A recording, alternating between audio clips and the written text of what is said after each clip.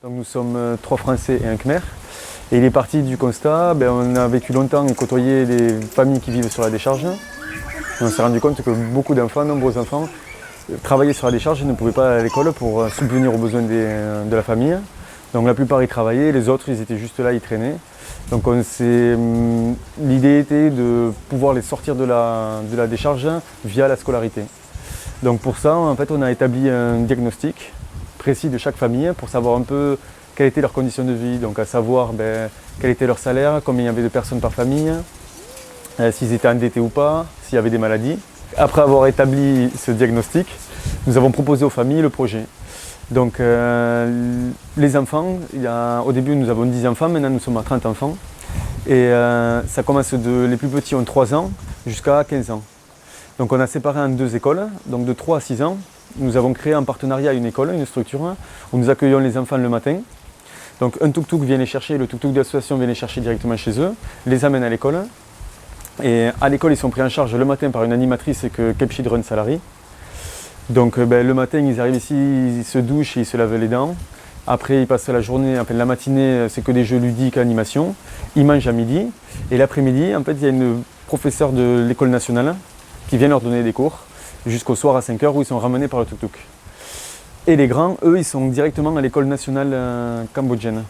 Donc nous, ce que nous faisons, nous leur payons en fait les uniformes et tout le matériel nécessaire, ainsi qu'un vélo par enfant pour qu'ils puissent aller à l'école.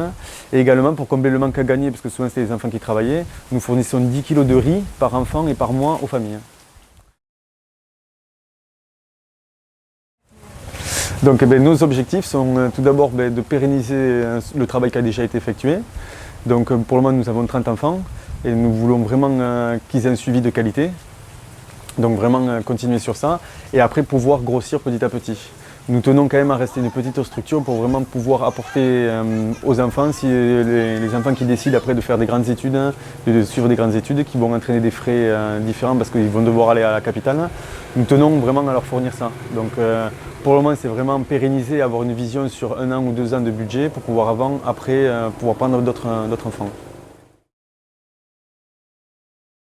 Cet objectif-là, on a besoin de plusieurs choses. En termes de communication, on aurait besoin de personnes qui pourraient s'occuper de tout ce qui est réseau informatique.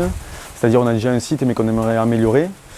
Et aussi nous cherchons aussi des bénévoles en France qui pourraient chercher des partenariats, trouver des partenariats, que ce soit avec des écoles, avec des fondations, avec des entreprises, pour pouvoir sponsoriser l'association. Donc ça c'est vraiment très important. Après nous recherchons aussi bien sûr des donateurs extérieurs. Nous recherchons aussi une personne qui pourrait s'occuper de la comptabilité. Et également bien sûr toutes les personnes qui sont de passage. Parce que nous faisons des petites vidéos pour le site internet et pour alimenter ce site-là, s'il y a des personnes qui sont de passage et qui désirent faire une vidéo de l'école, elles sont les bienvenues. Et voilà, et après surtout comme dans tout projet associatif, c'est vraiment poser les bases au départ. Parce que c'est vrai qu'on a envie et qu'il y a beaucoup de personnes qui nous sollicitent pour prendre les enfants, mais il faut quand même, une fois qu'on s'engage à aider ces enfants-là, c'est sur le long terme. Donc c'est vraiment pouvoir poser les bases dès le début, que l'association soit pérenne avant de prendre d'autres enfants. Et bien sûr, après s'entourer de personnes compétentes pour pouvoir former sur place et pour pouvoir continuer à gérer l'association. Voilà. Merci. Eh bien, merci beaucoup.